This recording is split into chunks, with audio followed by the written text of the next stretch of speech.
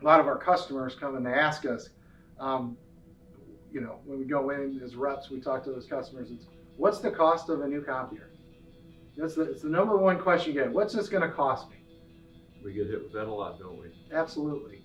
So what's a good answer for our customers? Well, been at this for quite some time, and I guess the first thing we need to do is truly define, quote unquote, what a copier truly is. There's been a lot of change in verbiage with technology through the years, and before a copier was that's all it did was make copies. Now people will refer to a copier as a multifunctional device, as a printer. So to us, a true copier is something that has a scanner on top of it, or another word for it is a document feed. So it prints and copies and it scans. And that to us is a true definition of a copier. So that we're going to focus a lot of our energy, I think, today, on that technology. So what does a copier cost? Or a multifunctional device? Man, we can be all over the map on that. You can buy what's considered a copier for $500, or you could spend upwards of $60,000 to $80,000 for a system. So the role that we play is trying to help you define what your needs are, so we can bridge that gap a little bit and get you more into an area that's accurate for what your needs. I think you brought up a good point. Is I think it's critical that when you're looking to buy a new device that you talk to the professionals, because everybody's needs are different, and there's so many different varieties of product out there that you really have to find what fits the customer specific needs versus trying to fit a square peg in a round hole. You got to find that right fit for what their needs are. I always like to use an analogy with vehicles. So every manufacturer makes 8 million different types of trucks, right? But you wouldn't buy, I'll use Ford, you wouldn't buy a Ford Ranger to tow an 18-wheeler load. You buy an 18-wheeler to do that. So why buy a copier to do an 18-wheeler load when you need a machine that fits that? Right. And we're not trying to be evasive with our clients in ignoring that question, because we know it's an important factor in any decision account's going to make when they make a decision. But we do feel that there are great benefits to really kind of, peeling the onion a little bit and getting the conversation going to talk more in depth about truly what the needs are. We talk about things like features. What specific feature sets do you need? Do you need the ability for stapling? Do you need hole punch capabilities? Those are all things that factor into, the true cost of what copying is. So there's a lot of variables that can come up through a conversation, and sometimes clients don't even know all the different things that a copier can bring to the table for them. Oh, absolutely. You're talking about accessories, and it could be from, how much that device is used to a simple thing as, if I have a device that has a standard paper tray that holds 500 sheets or a ream of paper, if I'm doing 50,000 pages a month, I'm replacing that paper with one tray like every couple hours. Right. To where, maybe I need to get a machine that has a large capacity tray that'll hold 4 reams at a time, and I can load it while it's running. So those types of things are things that talk to those customers about. Oh, absolutely. What fits their needs and what fits their volume, the volume of how many pages are coming out of that. You talked about, you've got fax solutions. Are you looking to do faxing from the device, or are you doing faxing online? You're looking at scanning. Where are you scanning to? Is it scanning to a folder? Is it scanning to email? Is there middleware involved? Do you have a software that works within your business software that you'd like to scan directly into?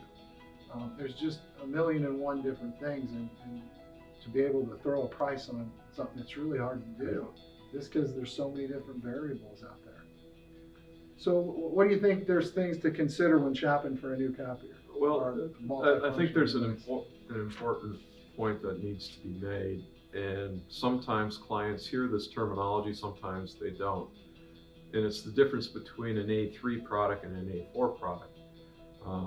And truly, there's benefits to both technologies. What is A3 and A4, Mark? The difference between the two is an A3 product gives you an 11 by 17 size for size capability, where an A4 product doesn't. A4 products are typically designed for lower usage areas, and you can get an H4 product at a less expensive price, but typically those devices cost you more on the back end.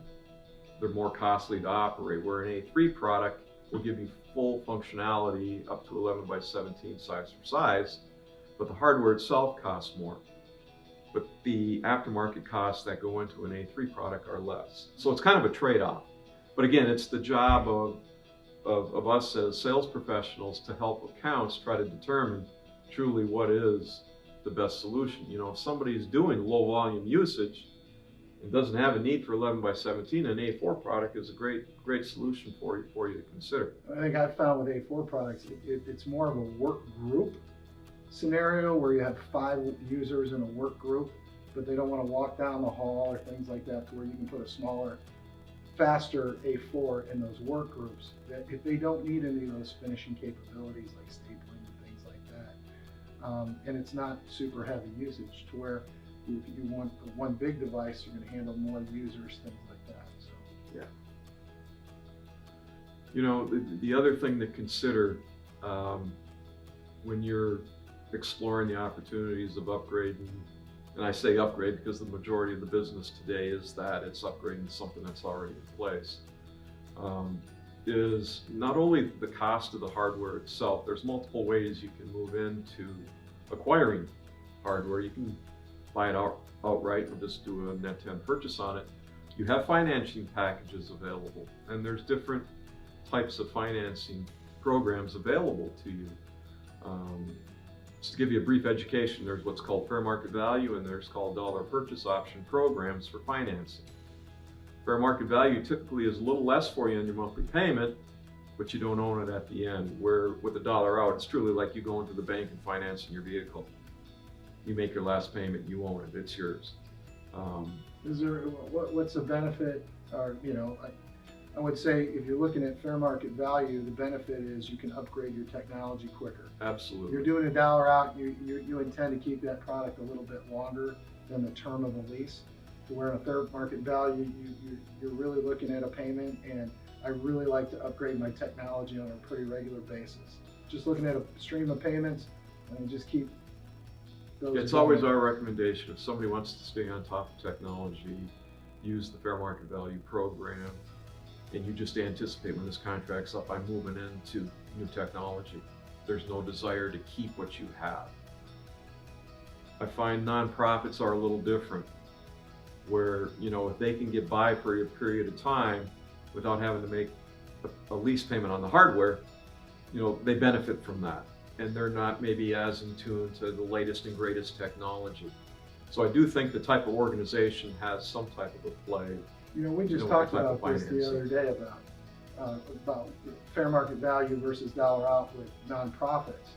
And I think one of the things that nonprofits have to be wary of is with a fair market value lease, they can't use their tax exempt status. To where with a dollar out lease, they can take advantage of their tax exempt status. Yeah. The other thing worth considering, you know, and our customers are very educated today. They understand the technology a whole lot better than 10 years ago. And from the finance standpoint, you know, they get it, they understand it quite well. One thing to consider would be, typically through the life of a copier, you want to consider your service pricing. You know, probably 90% of our clients are under some form of a maintenance plan for that piece of hardware. And I don't think we're any different than the rest of our industry. So giving consideration to service plans and service pricings is probably as important, if not more important, Absolutely. than the cost of the hardware. Because you look over the lifespan of that device, a customer will probably spend more money in the service and supply piece of that decision than they will the actual piece of hardware. So you want to pay really good attention to that. I think what people tend to forget is how important those devices are to their everyday business. When the multifunctional product goes down, and they go down, well, you really admit, they're mechanical. They're not going to be perfect all the time. But when they've gotten a lot better. Yeah, but when they go down, it shuts everything down. If people can't print, if they can't scan anymore, I mean, it messes up their daily workflow. And if you're not working with a good organization that has a good solid plan of attack, what happens when? Or when this happens, what? It's placing the service call. How long does it take for a tech to get there? Is 24 hours acceptable on a machine that's completely down and your business is down? Are you going to be able to be down for 24 hours? So are you saying we should never go out there and tell the customer the equipment never breaks down? No, it breaks down, but you have to be prepared for that, and you have to work with a good company that you have confidence with that's going to be able to go in there and fix the problem. And if they can't fix the problem, is communicating with you on what they can do to help. Sure. How can we keep our business running? So I think that's critical that you work with the organization. You have confidence in that organization that they have your back. Another consideration needs to be given to the technology that's available today. Being able to access the cloud in multiple applications and doing different things with that is becoming as important as anything in a copier decision today. These things are truly more computers than they are, quote unquote, the old mechanical devices. So you want to engage in conversation, with whoever you're speaking with, if you use the cloud, because these devices have the ability of integrating with multiple cloud applications as well. So an important thing to consider. Absolutely, they're not just a copier anymore. They can do much more and help customers with solving critical business situations. Correct. Finding solutions to customers' needs and helping them implement strategies that will improve their business workflows. Absolutely. Organizations change workflows, and digitizing documents today is the thing. I mean, it's happening. So being able to access documents in the cloud, being able to print from documents in the cloud, Well, you want to have a solution that may have that capability for you. I find it funny because I just had this conversation the other day. And you know this, it was almost 20 years ago, people were saying, printing's going away. Yeah. It's going away. Now it's decreased tremendously, but it ain't going away. It's not going away. It's still there. People still love to hold and touch their papers and going here. They like to have that in their hand to see what they're doing, and you have to have a solution for that. And so you have to have those technologies, but they have to work, and they have to work with today's world and be able to take this and turn it electronic and be able to pass it around, especially now with what's going on. Yep. With COVID and everything, people working from home and being able to get information to them. It's much easier to do it when you're able to transfer hard copy documents and get them out electronically. Yep. So we hope you find benefit in some of the things we've shared. We're here for you. If you have any questions or desire to get into a more in-depth conversation, please feel free to reach out. Absolutely, and keep in mind that this is what we do for a living. Feel free to reach out. Obviously, you can go onto the web and you can search for anything. Our customers are now more educated than they've ever been, but we're the experts. Take advantage of our knowledge. Let us help you to move forward with your decision. We look forward to working with you and solving your issues and needs and helping in any way we can.